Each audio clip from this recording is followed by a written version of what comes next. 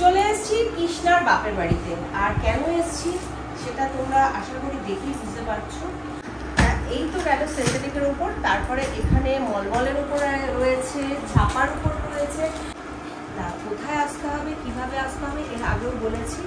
কৃষ্ণার এটা একটা ছোট্ট প্রয়াস।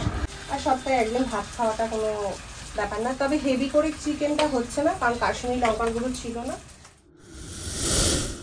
কেমন আছো সবাই? আশা করি তোমরা সকলেই ভালো আছো, আর তোমাদের আশীর্বাদ ও ভালোবাসায় আমরাও ভালো আছি। রূপক সুস্মিতার তরফ থেকে আরও একটা নতুন ব্লগে তোমাদের প্রত্যেককে স্বাগত। আর আমি সকালবেলা একটু কাজে বেরিয়েছিলাম বাজার করে দিয়ে, এসে দেখছি সুস্মিতা কাচাকুচি করে একদম উঠোন ভরিয়ে দিয়েছে, দেখতেই পাচ্ছ।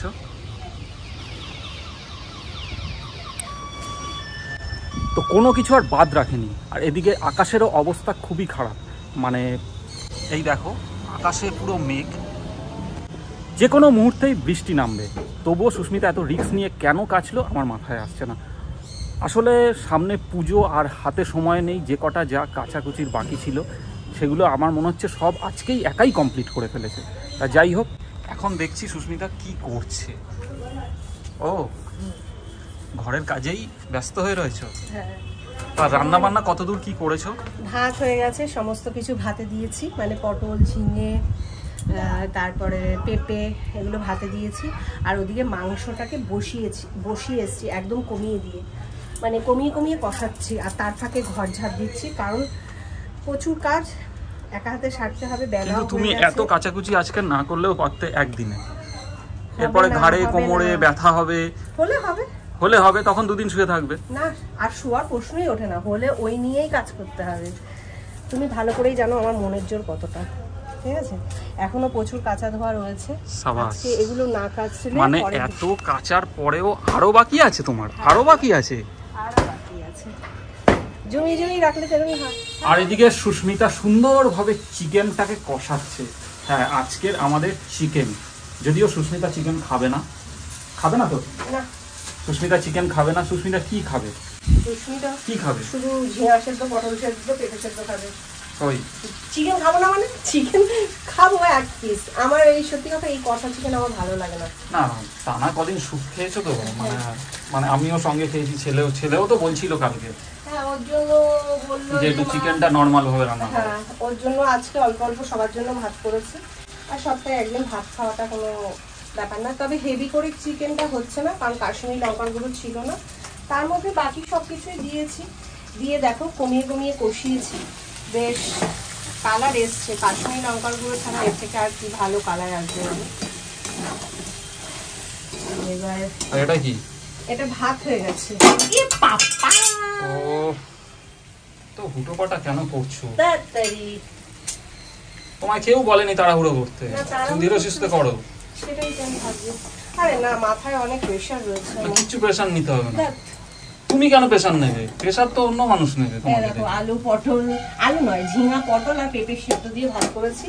এই হচ্ছে আমাদের বাড়ির সবার ভাত, তার মধ্যে সেদ্ধও রয়েছে অনেক।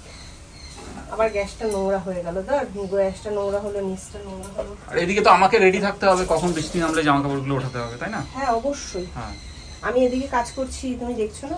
আজকে সকালে আমি ফল খেয়েছি, তবে যে দোকান থেকে ফল আনি সেই দোকান থেকে ফল আনা যাবে না। কারণ দেখাচ্ছি। ওনাকে গিয়ে বলবে ভালো ফল দিলেই আপনার দোকানে আসবো, আর ভালো ফল না দিলে আর আসবো না। এটা খেলার জন্য রেখেছি। পুরো মুসুম্বিটা 2 দিন আগে এনেছি, পুরো পচে গেছে, দেখো পুরো পচে গেছে। আর একটা মুসুম্বিও পচবে করছিল বলে আমি কেটে বাদ দিয়ে খেয়ে নিয়েছি, আর না হলে আবার পচে যাবে। তারপরে কালকে একটা নাশপাতিও পচে যাচ্ছিল। টাইডে করতে করতে বেলা 3টে বাজিয়ে দিলা। টাইডে করলাম, তা নয় তো কি। আর কি বলো? এই 3টে কোথায়, 3:30। যাই হোক, ছেলেকে কি ফোন করেছিলে? কলেজ ছুটি হয়েছে তো? ফোন করে ধরেনি, কোনো রিপ্লাই করেনি। তাহলে না, যখন এতটা দেরি হলো তার জন্য মানে ওয়েট করে যাই তাহলে। না, আর ওয়েট করলে হবে না, খেয়ে নাও, আমিও খেয়ে নিই। তো চলো। একা হাতে এত কাজ করলে শোনা সময় লাগবে। তারপরে দেখো শাড়ি পরে আবার রেডি হয়েছি রিলস ভিডিও বানানোর জন্য একবারে। ওরে বাবা, আমার কাছে বিকেল 5টার সময় একজন আসবে হেয়ার কাটিং এর জন্য। আবার সন্ধ্যাবেলা নাকি কোথায় যাওয়ার কথা তোমার? যাওয়ার কথা। তার মানে একটা মানুষের ওপর কতটা প্রেসার পড়ছে বুঝতে পারছো? ঠিক আছে, প্রেশার নিতে হবে না, চলো খেয়ে নি তাহলে। বলো তাইডে নাইডে করছি। হ্যাঁ আমি তো তাইডে নাইডেই করি। আর বেরিয়ে পড়েছি রাস্তায়, আর বৃষ্টি ঝিরঝির করে হচ্ছে, সাথে একটা ছাতাও নিয়ে নিয়েছি। আর কোথায় যাচ্ছি না, কৃষ্ণার বাড়িতে। সামনে নোংরা আছে দেখুন। মানে এই বৃষ্টির মধ্যেও বেরোতে হবে? হ্যাঁ, ও অনেক দিন ধরে ফোন করছে। আচ্ছা আচ্ছা। যে আয় আয় আয়, কালকেও ফোন করেছিল, তার আগেও ফোন করেছিল। তা একটা দরকারেই যাচ্ছি। তা কি দরকার ব্লগটা দেখতে থাকো, তাহলেই বুঝতে পারবে। তো চলো যাওয়া যাক। আমি রাস্তা দিয়ে যাচ্ছিলাম, আর এই দাদা আমায় ডাকলো যে আপনি সুস্মিতা দি তো? হ্যাঁ। তখন বললো যে আপনার ভিডিও প্রতিনিয়ত দেখি, খুব ভালো লাগে। তা আলাপ হয়ে আমারও খুব ভালো লাগলো। সুস্মিতাদির সঙ্গে দেখা হয়ে আমি প্রচুর আনন্দ, রূপকদার সঙ্গে দেখা হয়ে আমি প্রচুর আনন্দ। দাদার বাড়ি সেই বাঁকুড়া? বাঁকুড়া। কর্মসূত্রে আমি দক্ষিণ চব্বিশ পরগনা চৌহাটি তিরপলের দোকানের সেলসম্যান। ঠিক আছে দাদা, আবার দেখা হবে। আসছি তাহলে। কৃষ্ণার বাড়িতে চলো, ভেতরে যাওয়া যাক। কৃষ্ণার শ্বশুর বাড়ি থেকে চলে এলাম বাপের বাড়ি। আর শ্বশুর বাড়ি আর বাপের বাড়ির দূরত্ব প্রায় 10 কিলোমিটার। মানে এপারে শ্বশুর বাড়ি, এপারে বাপের বাড়ি। মানে দারুণ ব্যাপার, যখন ইচ্ছা তখন চলে আসতে পারি। তা যাই হোক, আর কি কারণে এসছি? চলে এসছি কৃষ্ণার বাপের বাড়িতে। আর কেন এসছি সেটা তোমরা আশা করি দেখেই বুঝতে পারছো। ও প্রত্যেক বছরের মতন এবছরও কিছু শাড়ি তুলেছে, ছাপা শাড়ি এবং কিছু ফ্যান্সি শাড়ি, কিছু মলমল শাড়ি, কিছু ডিজাইনার শাড়ি।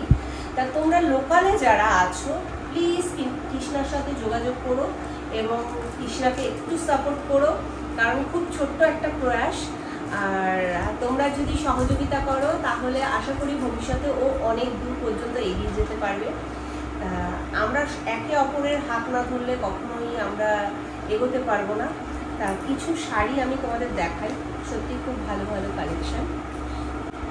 আচ্ছা এই দেখো, এই শাড়িটা কত সুন্দর ব্লুর ওপরে।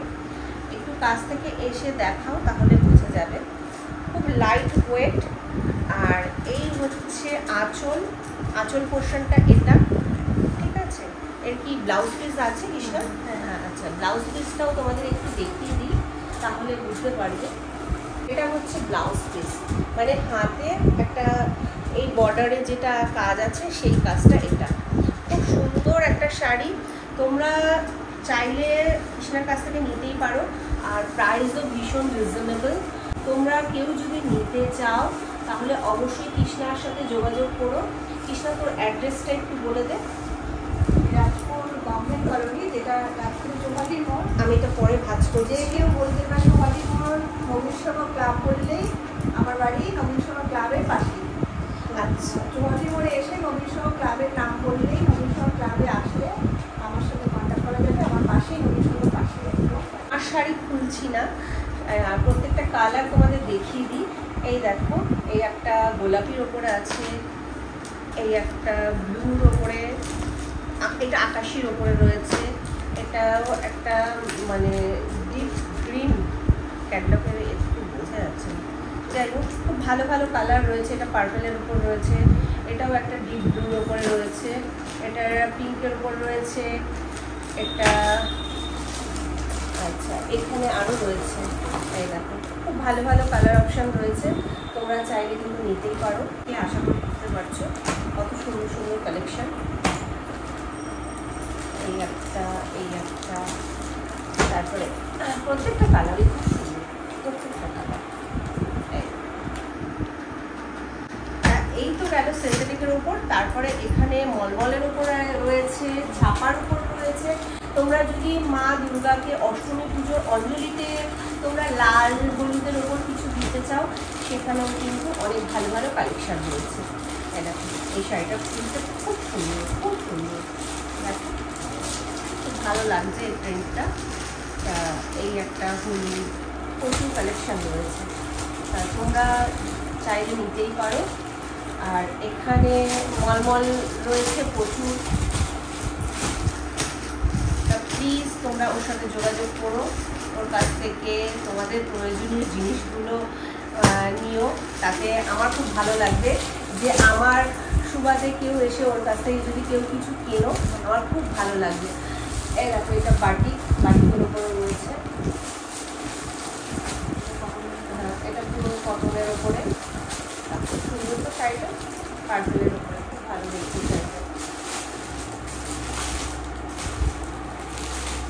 প্রত্যেকটা শাড়ি কিন্তু খুব সুন্দর।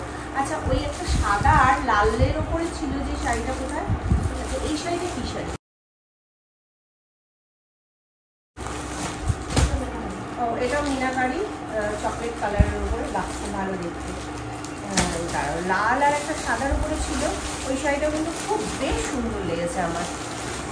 এটাও মিনাকারির ওপরে না রে, এমনি নর্মাল। আচ্ছা আচ্ছা, এই শাড়িটাও বেশ সুন্দর। এ দেখো, লাল আর ঘিয়ে কালারের উপরে, দেখো খুব সুন্দর শাড়িগুলো, খুব ভালো লাগবে। অষ্টমীর অঞ্জলি বা দশমীর বড় খুব ভালো লাগবে। এই শাড়িটার নাম কি? তসরের ওপরে। তা এটাও খুব রিজনেবল প্রাইসে তোমরা অষ্টমীর অঞ্জলি বা দশমীর বড় নিতেই পারো। আমার তো খুব পছন্দ হয়েছে শাড়িগুলো, যদিও আমার আগে কেনা হয়ে গেছে। আমি মানে আগে যদি না কেনা হতো আমি নিশ্চয়ই নিতাম। তার মধ্যে দিয়েও দেখছি আমি একটা দুটো নেওয়ার ইচ্ছা আছে। এত সুন্দর সুন্দর কালেকশন যেটা বলার ভাষা রাখে না। আর আমি একটা লাস্ট কালেকশন দেখাচ্ছি, সেটা হচ্ছে কাতান। মাত্র 1500 টাকায় এত ভালো কাতান কিন্তু আমার মনে হয় না তোমরা আর কোথাও পাবে। আর সবুজ আর রেডের কম্বিনেশন, সামনেই নভেম্বরে কিন্তু অনেকের বিয়েতে কিন্তু তোমরা অনেকেই এটা বিয়ের পিড়িতে বসতে পারো। তা আশা করি তোমাদের ভালো লাগবে। কিন্তু মাত্র কয়েকটা কাতানই রয়েছে, বাদবাকি কিন্তু সবটাই সেল হয়ে গেছে। আর এই দেখো, এই কটা কালার রয়েছে। তা যারা বিয়েতে বসতে চাইছো তারা কিন্তু এই লাল আর সবুজের কম্বিনেশনে এই কাতানটা নিতেই পারো। তা কোথায় আসতে হবে, কিভাবে আসতে হবে এর আগেও বলেছি। তা কৃষ্ণার এটা একটা ছোট্ট প্রয়াস, তোমরা যদি সবাই সহযোগিতা করো আশা করি ও ভবিষ্যতে অনেক দূর অবধি এগিয়ে যেতে পারবে। তা প্লিজ তো বন্ধুরা, তোমাদের কাছে একটাই অনুরোধ, লোকালে যারা আছো প্লিজ ওর সাথে যোগাযোগ করো আর ওর কাছ থেকে কিছু নিও, তাহলে আমার ভীষণ ভালো লাগবে। আর কৃষ্ণার বাড়ি থেকে কি আনলাম চলো তোমাদের একটু দেখাই। ওরে বাবা, জলের বোতলটা পড়েই গেল। আমার বাচ্চাটা পড়াশোনা করতে করতে শুয়ে পড়েছে। আরে কি কষ্ট বাচ্চাটা। ও খাবে না, শুয়ে পড়লো। খাবে না। তা আনলাম হচ্ছে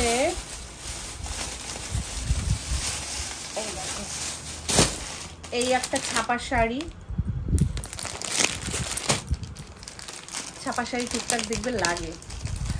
আর এটাও ওই চান্দ্রি না কি বলে, একটু ভালো মেটেরিয়ালের, মানে খুব পাতলা শাড়িগুলো চান্দ্রি বোধহয় বলে, আমি নামটা ঠিক মনে পড়ছে না আমার। শাড়িটা খুব পছন্দ হলো বলে নিলাম, কত সুন্দর প্রিন্টটা। তাই এই দুটো নিলাম ছাপা শাড়ি। এটা ছাপা না, এটা একটু ভালো ভালো কোয়ালিটির শাড়ি। আর শাড়ি দেখলে মানে কি বলবো, মনটা কেমন যেন করে। পরি আর না পরি, কিন্তু শাড়ি কিনতে খুব ভালো লাগে দেখবে। এই বাবা, রাখতে পারছি না তো।